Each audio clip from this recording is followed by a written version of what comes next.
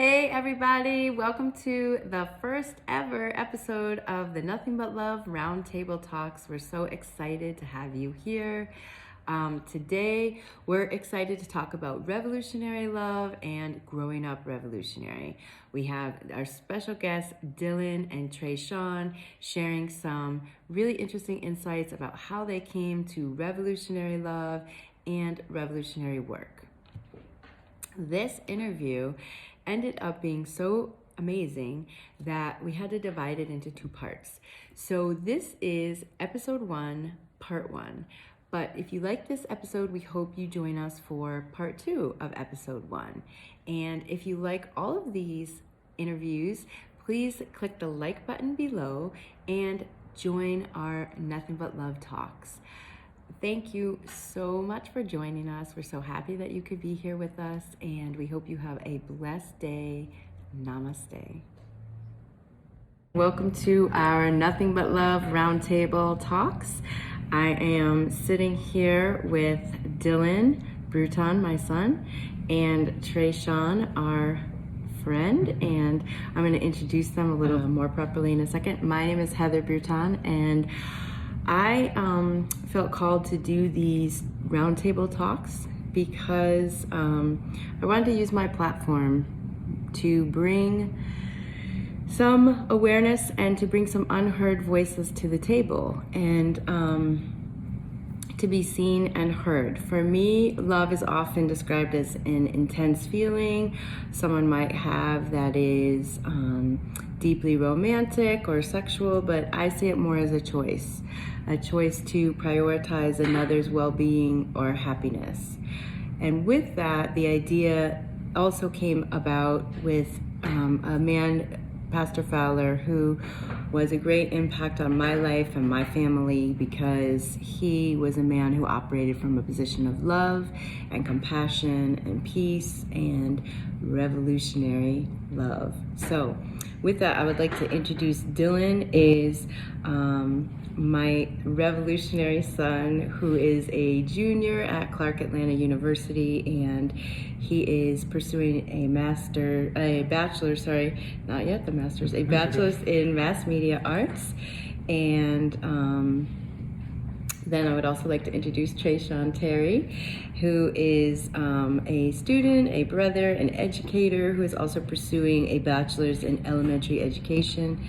And I forgot to explain, in addition to being a mother and a wife, I am a college professor and a yoga therapist. So let's get into it a little. I described what I think that my version of love is. So whoever wants to go first, let's start with Tre'Shawn.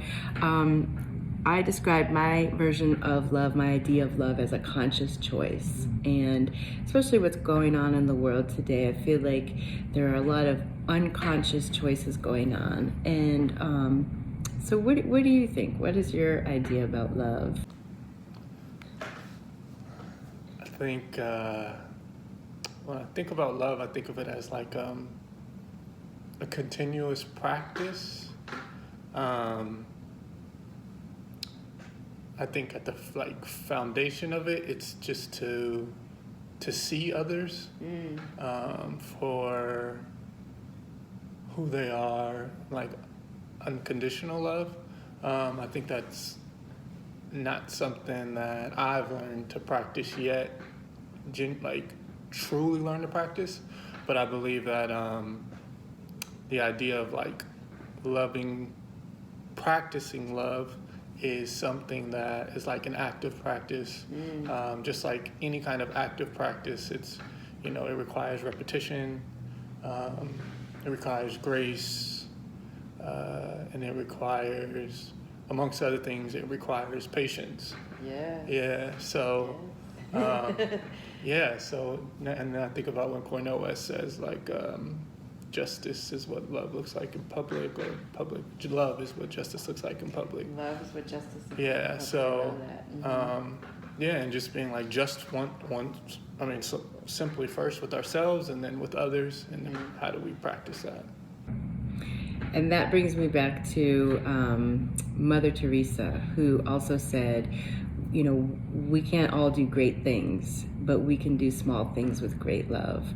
And I think if love is the foundation, it takes us in a very different direction. And everyone doesn't have a lens of love because they were not given a lens of love. So when we have that as our consciousness, then we can be the love that maybe they didn't have, and we can be the lens of love for them. I like what you said. I like that. Okay, Dylan, what do you think about love? Trey practically said everything that needs to be towards it, but I would say to me it's unconditional and genuine, and wanting better for somebody else. I think that's a big concept. I just truthfully think that it comes down to you're following up with your intention and manifesting that passion to do something great for somebody else. And like you said, love is not limited to just romantic or sexual or just between two partners. It can be sisterly or brotherly or as friends or environmental or whatever it is. It's very encompassing, but I think it matters about your mindset and then how you activate that into action. Agreed. All right, well, let's talk about revolutionary love and growing up revolutionary, because I think both of you exemplify revolutionary love. We met you doing some social justice work, and I think that requires great love and intention. And let's talk a little bit about what do you think, how would you define the word revolution? You want to start, Dylan? Well, for one, it's not comfortable. It's not particularly something that anybody can just pick upon and join in. It's not performative. It's supposed to be, boots to the ground, genuine as much as possible. The word that I use for love, I would use it again, and that'd be unconditional. And I think that a big part of any great revolution is to have an unconditional amount of passion for it, to see that your cause and goal of whatever you're trying to achieve and reach is manifested. I think that a lot of times now, a lot of things are being broadcast to us as a revolution or being portrayed as a revolution, but you have to follow the money or you have to follow the different corporate ties. But a true revolution is one that's for the people and by the people. Amen. That brings me up thinking about something where there are so many ways that people can be involved in a revolution, but a revolution is sort of a change. The classic definition would be a change of or overthrow. Some of it sounds violent, some of it sounds very active, but I really think that revolution can also, be in the mind, and I think that that's the starting point, is that it has to have a birthplace of change, which requires understanding of what is, to then get to an idea of what could be and how that could be something for everybody. Okay, so what do you think? What are your thoughts about as far as defining what you think a revolution is? It's so seasonal for me, my understanding and framing of revolution. I remember maybe a year ago now, me and Dylan were having a conversation about these levels of revolution with oneself. There's the awakening of like this is what's happening, and there's the anger, and there's the grief and the frustration, and then there's the resentment.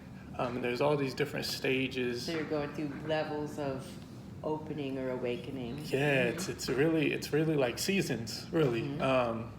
If I was to be asked that 3 years ago, my answer would be completely different. And depending on the season of life that I'm in, I think my answer is changes. And I think that's the beautiful thing about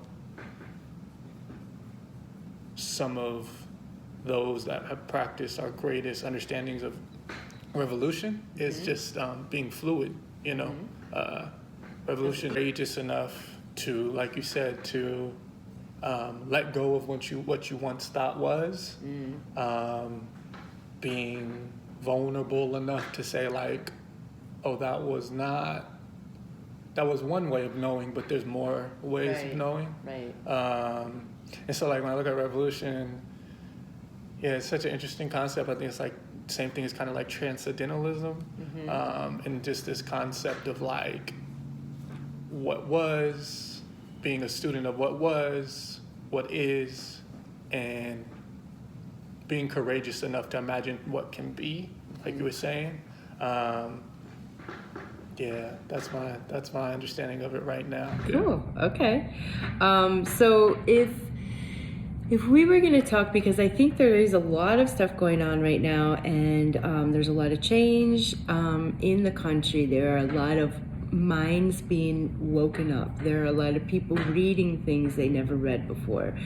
There are a lot of people starting to listen to people who maybe don't look like them or don't sound like them, or don't come from, maybe they do look and sound like them, but they don't come from the same place. And you said something to me that it's stayed with me because it was so powerful. You said, we're not all on the same page. And I thought about that, and I thought, we're not even all reading the same book, right? And so when we talk about, well, you need to get on the same page with me, hold on. Let's just say we were all reading the same book, okay? If you're on page 7 and I'm on page 1, and we say, let's turn the proverbial page, well, now I'm on page 2 and you're on page 8, right? And so we may constantly be playing catch up, and there are some things that we may say, okay, these are universal truths that we believe harming another person is just wrong, right? And that we agree to that. So we have to maybe decide what it is that we exactly agree upon. And then, so I thought about this. What are the most important qualities that we think a revolutionary has or possesses? And one of the qualities that just continues to come into my mind is openness. Openness to learning and openness to other perspectives, even if they're not ones that I might agree with, and openness to what maybe was I attached to that was not revolutionary love, that was not based in love. So what do you think about that, Dylan? What do you think are some of the most important qualities of a revolutionary? At the essence, you have to understand that it's something that, you have to put your life on the line for. And death could very well be the, ultimatum that you're faced with. However, in your death, you should hope that, what you achieved while you were here would be enough for the next generation and on to have better. And I think, because we're in a different time than in previous generations where, there's a lot more talking online as opposed to going out and doing the work that's necessary and required to actually have a revolution that stands solid and firm. But I think it really is about immersing yourself in the community and really being a part of that wholeheartedly. As I think being somebody that is able to take accountability for places and points that you lack, and being able to constantly evolve within yourself, and doing it for the right, genuine reasons, because there's some people that go about it with the intention of, well, I want to get a book deal, or I want to have a monument about myself one day. So you're saying be genuine. Yeah.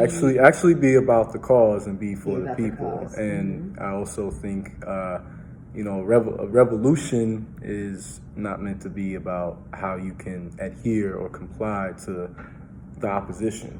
It should be about making sure that your demands are always the constant as far as what's being pushed and fought That for. they're consistent over time, because that you're kind of because okay. I mean there's been times even before the social media age where we've seen people that have talked a great mouthpiece, but they bought into whatever the system asked or deemed for them to be in, and it just doesn't get looked at as the same, because it's like, how do you go from point A to now you're at point Z57? This is completely off the grid, off the map. So you should be as consistent as possible, because when it's a revolution, what that implies is that I'm going to fight with every fabric in my bone for this to be achieved and for this to see fruition. And I think it comes down to how educated you are as well. And people often think, what does that mean? Formal education? No, but education of your mind, education of your environment, education of yourself and knowing who you are, and education of the reality that exists and how you can change that for the better. And when you have a multifaceted viewpoint of these things, then you can actually start, creating some positive groundwork to build a foundation. And it should always be about building a foundation, because if you don't build a foundation in a building, for example, you can just knock it down. Right. So a lot of times people don't realize that in order to create that stronghold, that, the guns and butter stuff that doesn't appreciate over time, you need to have that foundation that stays strong. Yes. Okay. So strong foundation, being consistent with your messaging and being open to learning as you're going through it. Okay. Right. And what about you? What are your thoughts, Tre'Shawn? We're thinking about, what do we think are the most important qualities of a revolutionary? I think Dylan hit a lot of the ones that are common threads, that seem to be common threads amongst those that have done revolutionary work. I would say if there was one that, it's a little interesting, because it's like, I would say that the self-excavation would be the priority, but then again, that requires a certain level of courageousness, vulnerability, and then And awareness, Yes. and then also the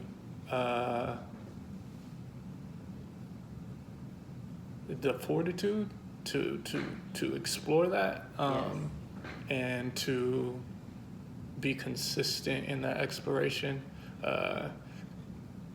Because it's just interesting how often I remember, and probably still to this day, I romanticize revolution. I used to romanticize those who did revolutionary work, and probably to a degree idolize them. But that work is painful. It's very lonely, and it requires a great deal of knowing of this is what I've been called to do. I agree with you on that too, because when you think about and sacrifice, and you think even some of the greats that people might think of, like Martin Luther King or Malcolm X or Huey Newton or Angela Davis, that there was a sacrifice in life. And even Mother Teresa, who left her family, and moved and went and worked in Calcutta.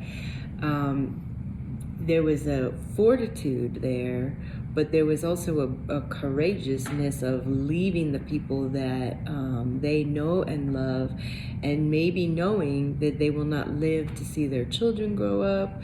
This is a big sacrifice.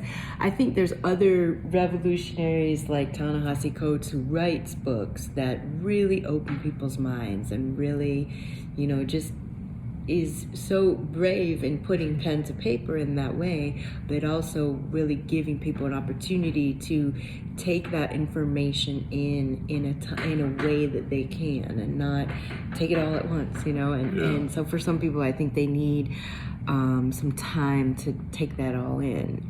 Okay. Sure. It is. I think it is. It really is.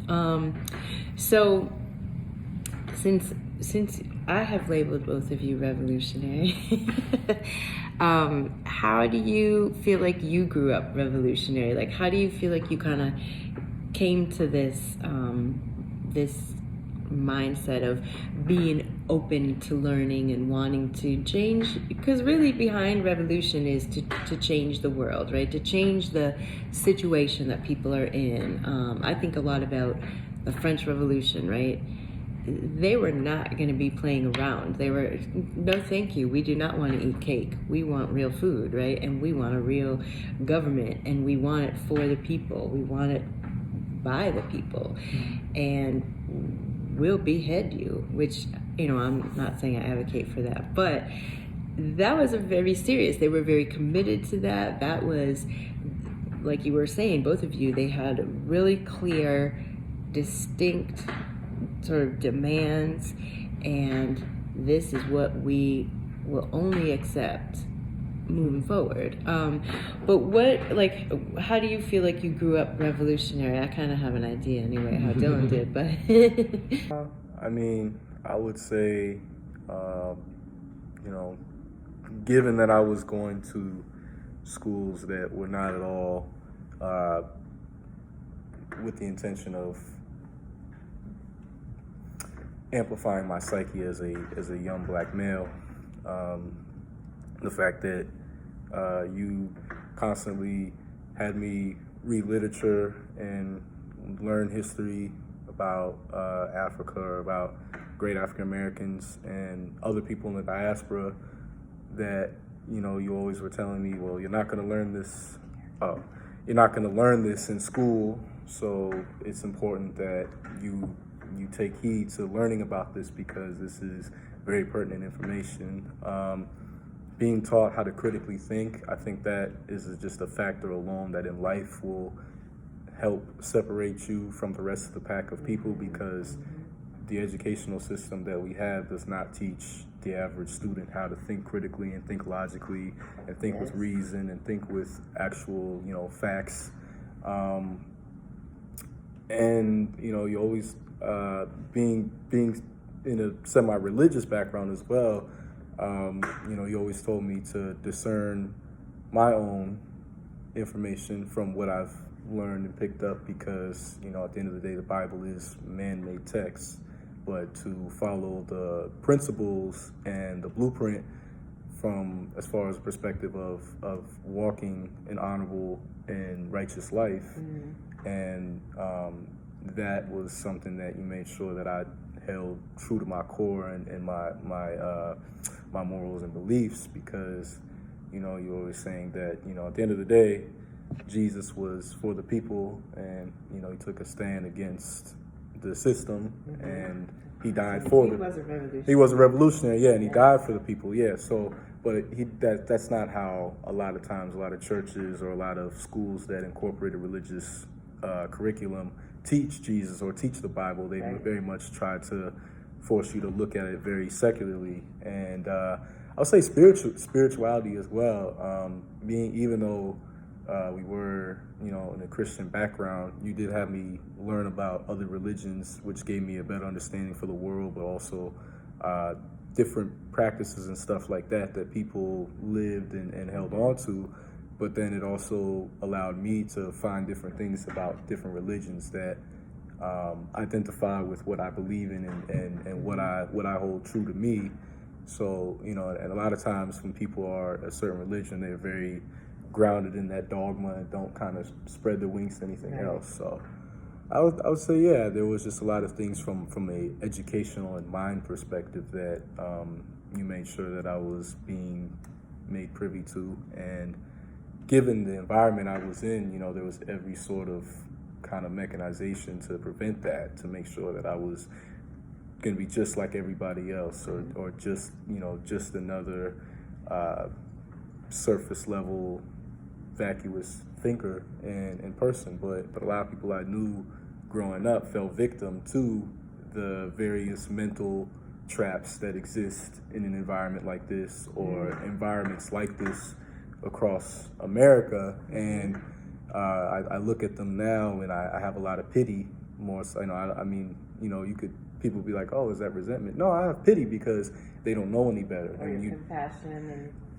a bit, some level. Some of these people also choose because they're also at an age where they can go about this information on their own. You don't need your mommy and daddy to hold your hand just to look up some information. Well, and again, like we said though, but everybody's not on the same page. Yeah, and sometimes we have to I'm built different. Intentionally, right? God knew what He was doing, but I would just say, yeah, I do have a lot of pity because they just don't know any better, and it's hard to do better when you don't know any better. So that was one common core thing that you taught me is that when you know better, you do better. And we don't obviously always achieve that or reach that because we're not perfect human beings. We're not perfect for a reason. We have flaw, we have sin and stuff like that. But as much as possible, you just made sure that I followed my heart and believed in myself and did what was right by myself.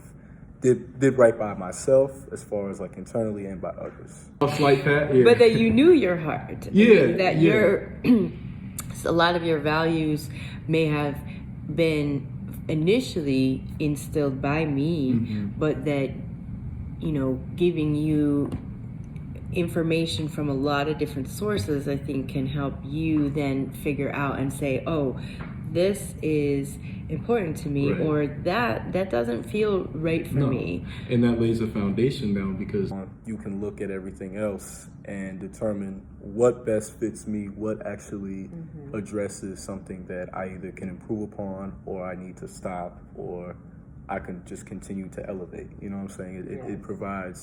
It provides many opportunities when you have that foundation and structure in the beginning. So Right.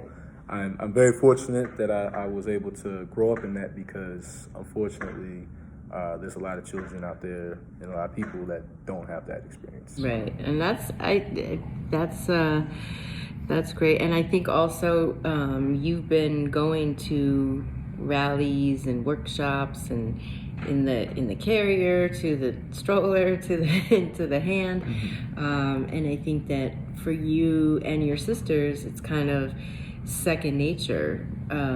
This is kind of what we do. We go and we say, hey, we're here, showing up to say, wait a second, the way this is happening, it's not okay, and it's definitely not based in love, and it must be changed because these people deserve this to be different, and we all deserve it to be different.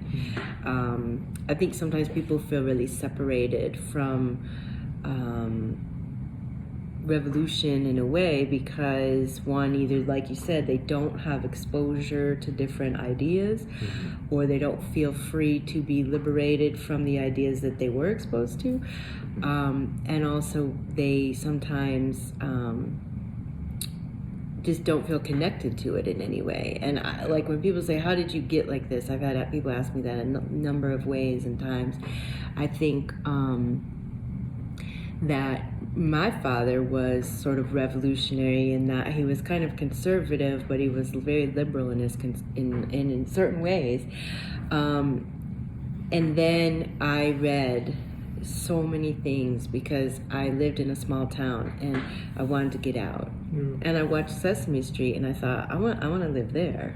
And I moved to New York and I just loved every day seeing just this rainbow of humanity, this different people every day, and working with different looking people and different sounding people and different smelling people and differently dressed people, and just that whole experience, really, really opened my mind. But I was doing stuff before I got to New York. Even in college, I was always drawn to, and I think some of it has to do with our family took care of babies in a foster-like situation, a little different than what happens now, and we had all these different looking babies, and it really opened my mind to just different cultures, different people, and I was always really drawn to that. So, how do you feel like you grew up revolutionary, or how did you get,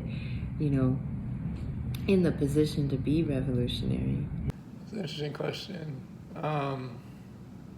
And I couldn't say like there was, I believe like it's incredible hearing stories of individuals who grew up in households with like frameworks of revolutionary work and practices and understandings of the world. And then it's that wasn't your experience? no, not not that I was aware of. So I'm not sure how intentional, if there was any. Yeah, no, I don't think so. But I would say that there was definitely an interest early on, or not even an interest, it was something, it was like soul. There was something that was going on deeper, yeah, because like I'll tell people, the reason I am able to have a love and admiration for Malcolm X or Huey P. Newton or the Panthers in general, Kathleen Cleaver, is because of what unknowingly preceded that, which was like listening to Tupac. And for me, Tupac was probably my introduction, my introduction to just the love for people and like specifically Black people, and really speaking with people that are struggling in that type of way. And so like, yeah, Pac was definitely that. And then I remember often, I was always interested in like content of music. Now looking back, it's like I always loved Stevie Wonder, always loved Marvin Gaye, right? Like these are individuals who have those characteristics that we talked of revolutionary spirit. And so like looking back, a lot of that was kind of just, I guess, I would have to say that, my parents were able to, in some ways, rub that around me. Maybe it wasn't explicit, but it definitely rubbed enough to where I had enough proximity to it to feel it, not even to understand it, I'd say to feel it. And then from there, it just, I remember when I always was conversationalist, I'll get in the debate, and stand my ground where it came, and now looking back, it was just really immature understandings of things. But at the time, I wasn't going to budge on certain, it's just, anybody can get it. And so I always remember that with my friends. And then I remember like enjoying reading, not being, I wouldn't say a voracious reader, but I did enjoy reading. But it wasn't like the content was always super political or, introspective. It was really just sometimes like reading. But then there'd be those times where I would run across like Booker T. Washington's or Frederick Douglass, like Life of a Slave, and different. And I just remember just feeling something towards it, but not really having understanding to articulate what that feeling was. So I'll say that, and then from, 2016, I would say was probably like the real deep dive into what I knew to be revolutionary thought and practice for like the first, from 2016 to 2018. And then now, like I said, that's seasonal, so that's changed. But, and I'm becoming more comfortable with like just letting the idea go of what I once thought it was. and going on to something else. Okay. Yeah, so I would say that, and then also another thing too was just I remember being around a community of people that really like loved me, like for no other reason than that. I remember, like being able to go to a friend's house and, their parents would just, it'd just be a connection and go over there and just, spend the night over there, stuff like that. And so that really brought me like I was a witness of some levels of unconditional love early. So I would say that was definitely a component. Okay. Thanks for joining us for part 1 of our talks about revolutionary love and growing up revolutionary.